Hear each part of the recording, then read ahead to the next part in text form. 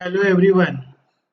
Today we'll discuss the development of visceral arches in frog.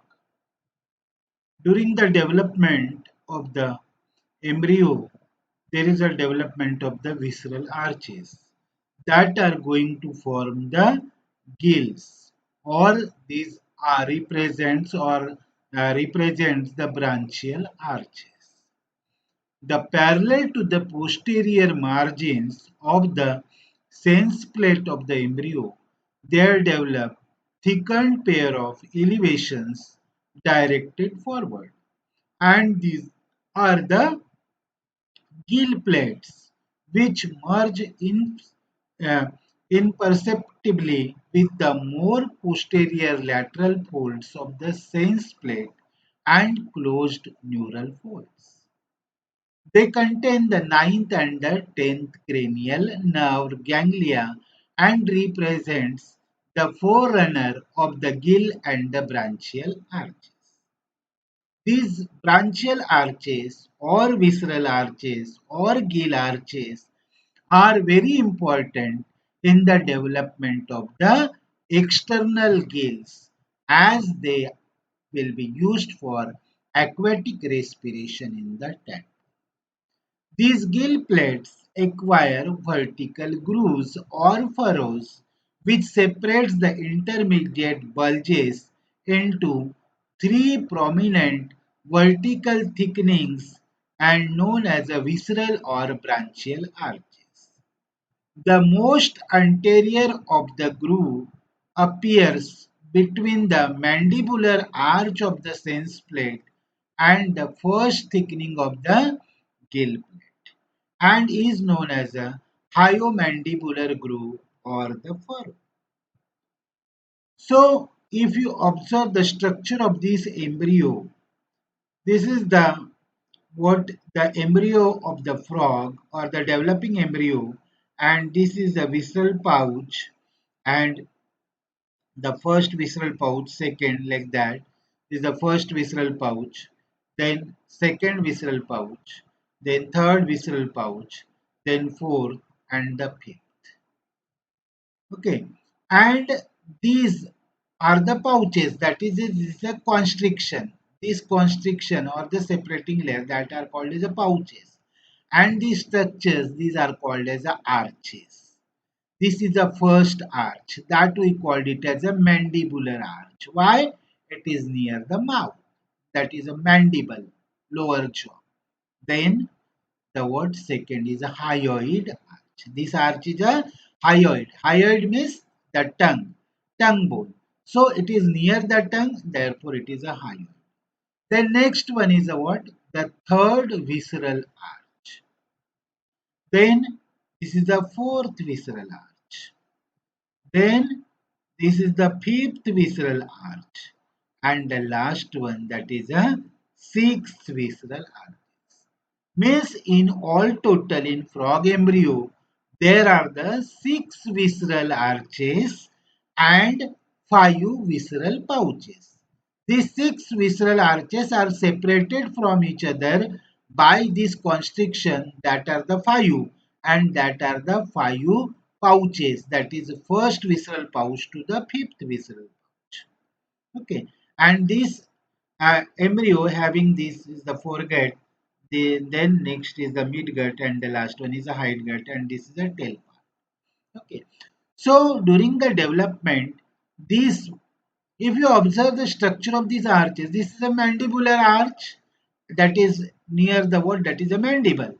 This is a hyoid arch, that is the hyoid arch, means that is nothing but a what? It is near the what? The tongue bone, and therefore this is the hyoid. And therefore this first and second arch, these are nothing to do with the respiration.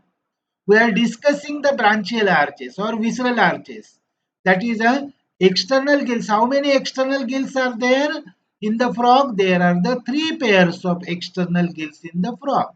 And therefore, for the formation of the three external gills, it will require the three visceral arches. And which are these three? In all total, during the development, how many visceral arches you are observing? 6. Out of these 6, which are the functional, which are going to form the, that is the external gill. The one is the mandibular, it is not involved in the formation of the gill. Then hyomandibular, it is also not involved in the formation of the gill. Then the third visceral arch, then fourth, and the fifth. These three arches are going to form the gills or external gills. This is a third aortic arch is going to form the first gill. Then fourth visceral arch going to form the second pair of gill. And this fifth visceral arch is going to the third gill. And the sixth visceral arch, it is not there very well developed. It is a rudimentary and it is not giving rise to any gills. And so the which out of these six visceral arches which are going to form the branchial gills or branchial part or the gill part, that is the third visceral arch, fourth visceral arch and the fifth. 1 and 2, that is a mandibular, then hyoid. These are nothing to do with the development or formation of the external gills, and the sixth visceral arch is the rudimentary. So we'll observe the what the groove is really never really opens through the outside to the pharynx as a cleft. Just posterior to the hyomandibular groove is the first gill thickening. The first and second, that is the first is a mandibular, second is a hyomandibular. And behind that hyomandibular is the first gill thickening. The beginning of the second visceral or hyoid arch, which will provide the mesodermal structure to the tongue and operculum. The fifth groove, the most posterior of all, is the next to develop. Then follow the third, fourth, and the sixth visceral groove. The fifth developing lateral, dividing the gill plates into vertical thickening. The sixth one or the sixth is a rudimentary and posterior to the gill plate. The visceral groove which appear in sequence or the visceral arches during the development, how they are formed? They are formed, first of all, there is a formation of mandibular, then second, hyomandibular, then third, then development of fourth, then not the sixth, the fifth, it is a sixth, and then last one is a fifth. Counting from the anterior, the intermediate thickening between the grooves are the visceral arches, which remain rather solid, some of which develop soon give rise to the external gills. Those which give rise to the gills are referred as a branchial arches. The first of which is the third visceral arch. Means third visceral arch is going to give rise to the first gill or the first gill. So these visceral arches from the mandibular as the first may be numbered in sequence in a posterior direction and be designated as visceral arches 1 to 6. However, since the third visceral arch becomes the first branchial arch because it is the most anterior arch to give rise to the external gill, and thus arches are the named as a branchial. One must begin with the visceral arch 3 is the branchial arch 1, and the number then posteriorly has branchial arches 1 to 4. If you observe the structure, see when there is a development, this the first one is mandibular, nothing to do with the development of the gills. Then second is a hyomandibular, and it hyomandibular it forms a covering, and that is called as a operculum, and that is nothing to do with again the formation of the gills. Then this is a third visceral arch, and this will give rise to the first gill, and therefore this is a branchial arch 1. Then this is a branchial arch 4. This is a visceral arch 4, but it is giving rise to the second gill, and therefore it is called as a branchial 2. And this is a fifth visceral arch giving to the third gill, and therefore this is a visceral arch.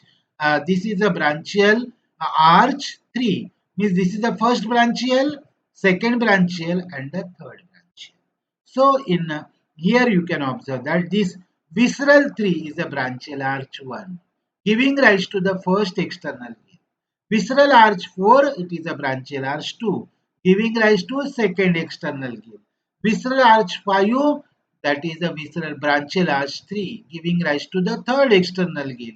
And visceral arch 6, it is a branchial arch 4, but it is rudimentary and it is not developing into the external gill. So this is how the what that is a development occurs. This is a 6 gill arch and this is a rudimentary, or this is a 6th visceral arch which is a rudimentary. The visceral arches is used to because of the homology of this structure with similar structure in other vertebrates, even though external gills are formed. In the frog, the visceral arches 3 to 6 develop the external gill, but fourth remains the or the sixth last one remains a rudimentary, and they are developed or popularly or properly called as a what branchial arches. This is the tabular form. This is the visceral arch one. It giving rise that is the structure form, that is the mandibular arch or the jaw part. Visceral arch 2 going to form the tongue and the operculum, that is a hyoid arch. Then visceral 3, it gives rise to the first external gill, branchial arch 1. Visceral arch 4 giving rise to the branchial arch 2, that is the second external gill. Visceral arch 5 giving rise to the branchial arch 3, that is the third external gill. And visceral arch 6, it is a rudimentary, that is called as the branchial arch 4. It is not giving rise to the external gill. 3. Sometimes 4 of the vertical visceral furrows will open throughout the pharynx as a cleft, functioning in a gill for the respiration. They open in the following order, that is a visceral cleft, that is a 3, then 4, then uh, then the 2 and 5. The presence and the order of grooves therefore bears no relation to the breakthrough order of the clefts. These are the so thus and another organ for the respiration, that are the lungs. The posterior to the wall, that is this dorsal limit of the gill plate will be shown slightly elongated, sailing in the direction of the embryonic axis. This is the surface indication of the internal enlargement of the mesoderm, known as a pronephros or the head kidney. More posteriorly and slightly dorsal to this level may be seen the surface Y-shaped indications of the internal mesodermal V-shaped mesodermal myotomes or the muscle segment. The lungs are the terrestrial respiration organs of the adult frog, and they develop from the rudiment, which is a pocket-like imagination of the endodermal epithelium on the ventral side of the alimentary canal, just posterior to the branchial region. The lung rudiment at first projects straight downward and then bifurcate at tip, so it forms the two lungs. The two branches grow out to the sides and backward. Unpaired medial part of the rudiment become the trachea, while the two branches will develop into the bronchi, and the lung develop as a sac-like expansion at the end of the bronchi, the wall of which become greatly folded, and then these are traversed by the blood vessels and the nerve. So this is the rudimentary part which is going, this is the rudimentary part, and this rudimentary part, it is going to form the what that is a lungs, and this part which is a unpaired, that is going to form the trachea, and these are the lung bud which give rise to the lung, that is a respiratory organ in later stage.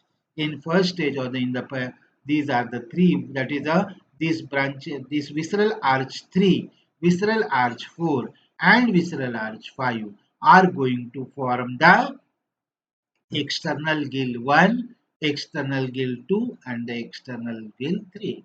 This is the rudimentary, that is a visceral arch 6 is a rudimentary.